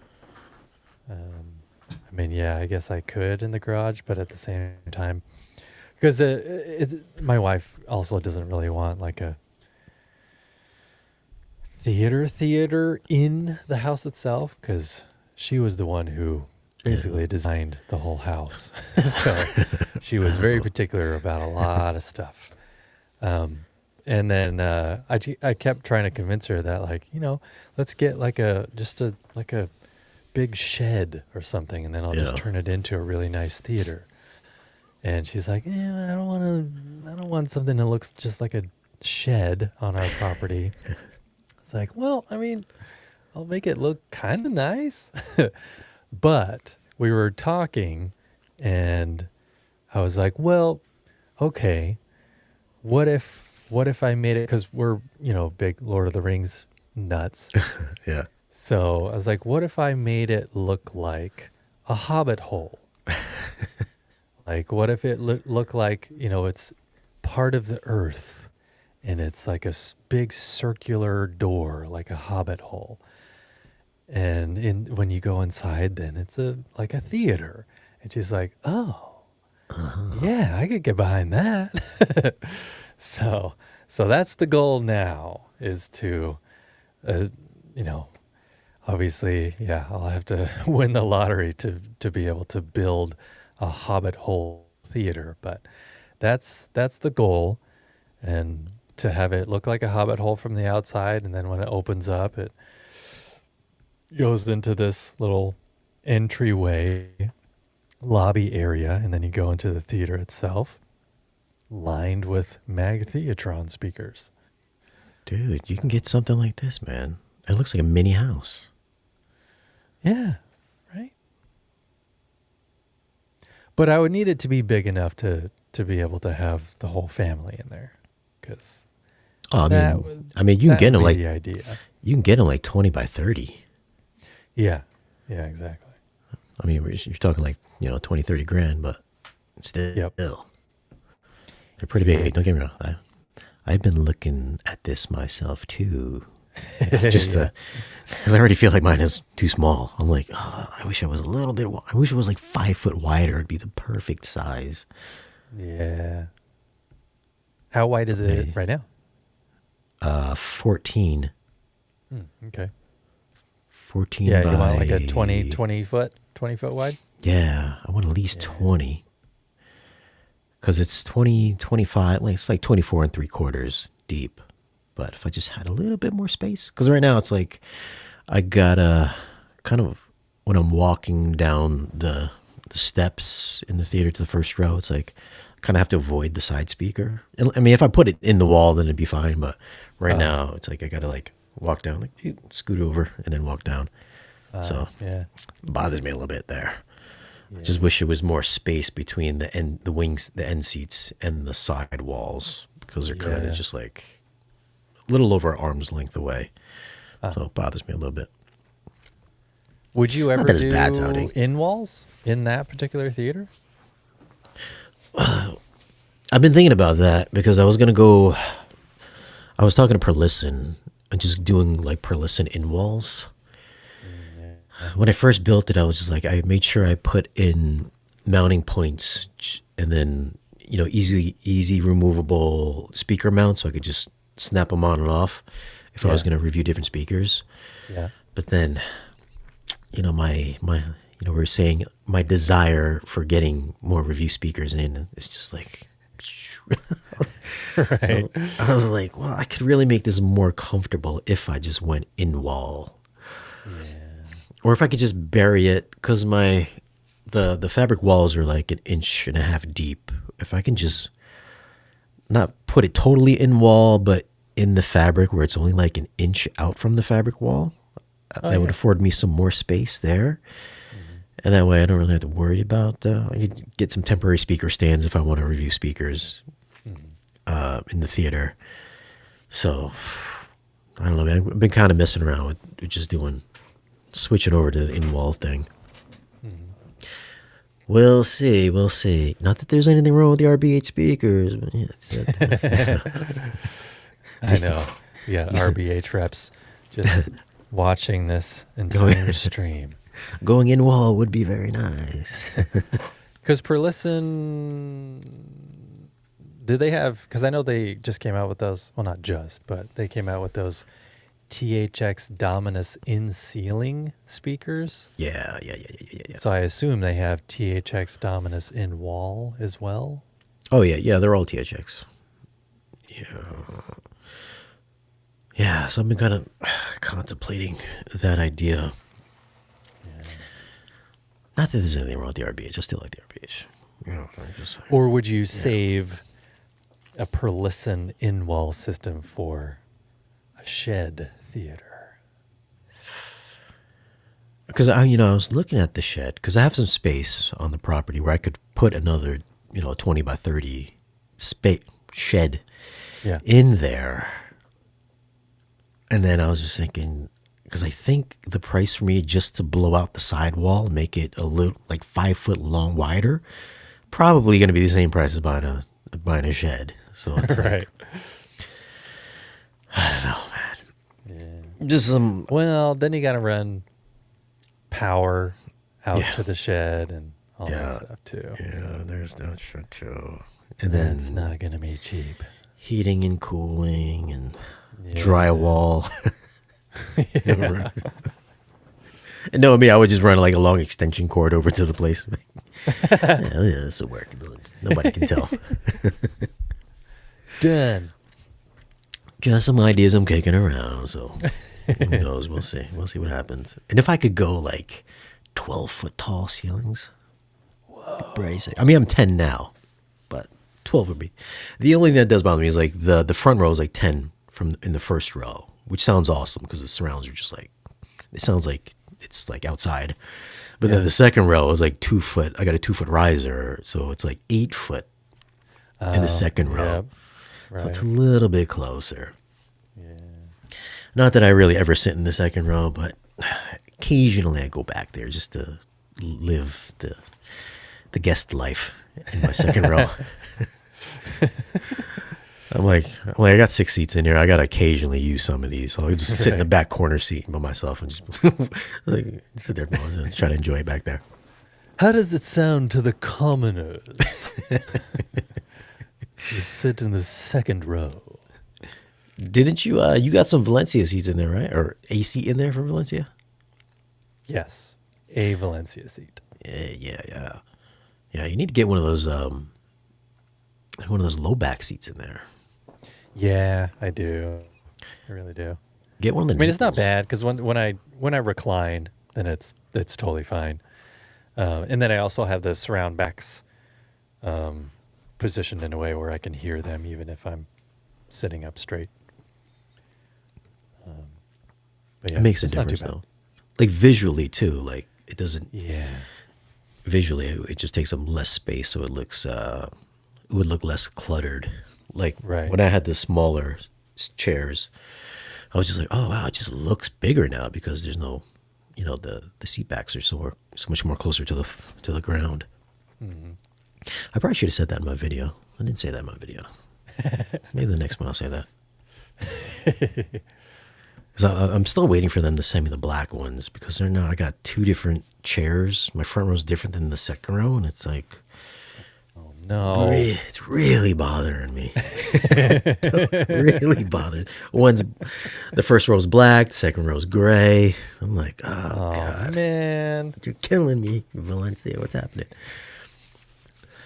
So I don't know. Let's see what happens. I've been looking at the row 1 seats too, so I might have to buy those because I've been waiting so long for Valencia to come through. Yeah. So You we ever shall had see. experience with Movia seats? Man, we ain't getting those seats in for review. Those are so expensive. Oh, are they? Aren't they like handmade in France or Italy or something like that?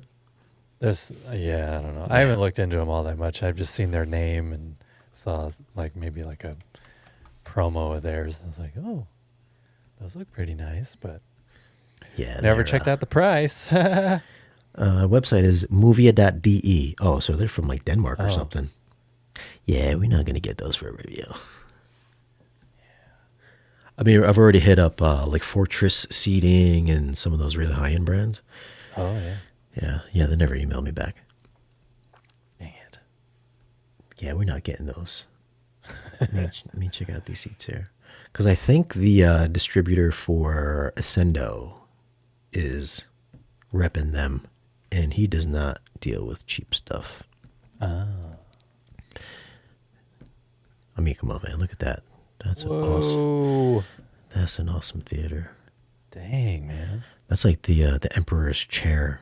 Yeah. Those look like something you'd see in a spaceship.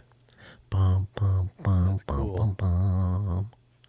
Media sofa auditorium. Let's see what they got here. Look at that. Dang. Fancy. Like, I you wonder got- how that is, like with the Rome, how having that crease in the center of the back. Which one? Oh, this The one? Rome. Oh, yeah. I wonder how that would feel. Listen, I need to have lumbar support because my back is always hurting. Yeah. Look at that wood. Oh, these look like the Monzas. Oh. Or dang. the Monzas look like these. Stockholm. I don't like this. This looks like some, should be in a cigar shop. Yeah, like 50s. I mean, if it was brown, I would dig it, but not my home theater, though. Yeah, if this had carbon fiber, that would be just like the Monza. I don't think I would get. I might. If I was gonna get one, I'd probably get this one. Yeah, this looks sick. I don't really like any of the other ones. How much is that? Man, they're not gonna give you a price on here. Right. Yeah, no. So you gotta contact us. Yeah, it's. Yeah. If you have to ask how much it is, it's not for you. Oh, dude, look at this. It's like wood. Look at LEDs ingrained in the wood, embedded in the wood. Yeah, these are like God. $5-6 grand a pop, probably. Yeah, probably. Oof. Yeah. Too rich for us. Yeah. I mean, it doesn't hurt to ask. You know, ask them. I know. Hey, man, you send me. I need 6 of these. Send them over to me. But all right, man, we're coming up at 2 hours. What's You said you got a video dropping tomorrow? Yeah.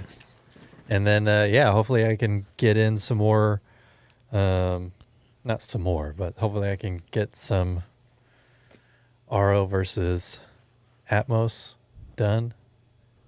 Try and batch those out as far as, having to listen to it on the weekends.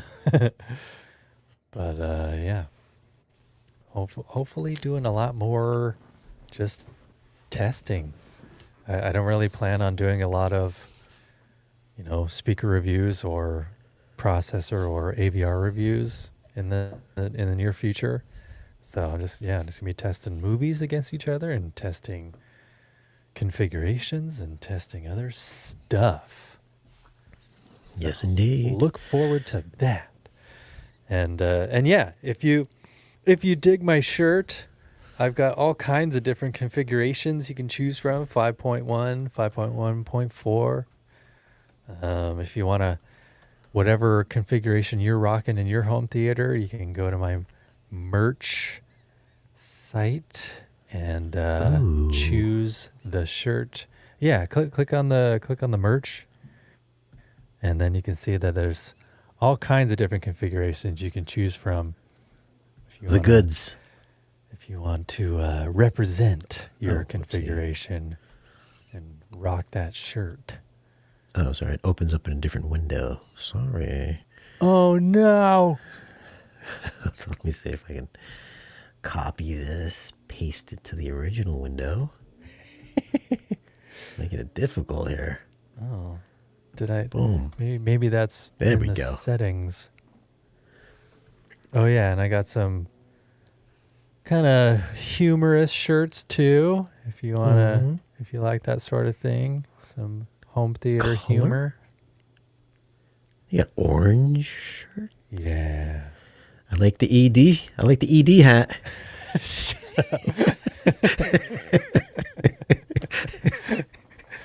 not ED. It's EO. That's a EalanOsborne.com. Yes. You got a Patreon as well. Does that open a new window? Yes, it does open up a new window. Oh, I don't even add anything to Patreon. You can go to my Patreon and you can donate a monthly donation if you really want to just support my channel. But I have not put any like unique. If you were content unaware, on Sony there has ever. This is Ealan's page, YouTube channel. Yeah. That is Ealan Osborne on YouTube. What's the at Ealan Osborne? Yeah. No relation to Harry Osborne. As far as I know. And video Watermelon drop. sugar. Video dropping 6 a.m. in the morning Pacific time. Be on the lookout for that one. And also look out for my review of The Brutalist and Unknown Stranger, A Complete Unknown, starring Timothy Chalamet, coming maybe tomorrow night. We'll see. So guys, thanks for hanging out with us for the past 2 hours. Subscribe to Ealan Osborne on YouTube. Check out his merch store. Join his Patreon. If you want, join my Patreon as well. I have some speakers for sale. I've got Elax, Definitive Technology, Atlantic Technology. I'm sure I've got other stuff as well as projectors. I've got projectors for sale as well. That's on patreon.com/Shane Lee. Thanks for watching, and we'll see you again in the next video.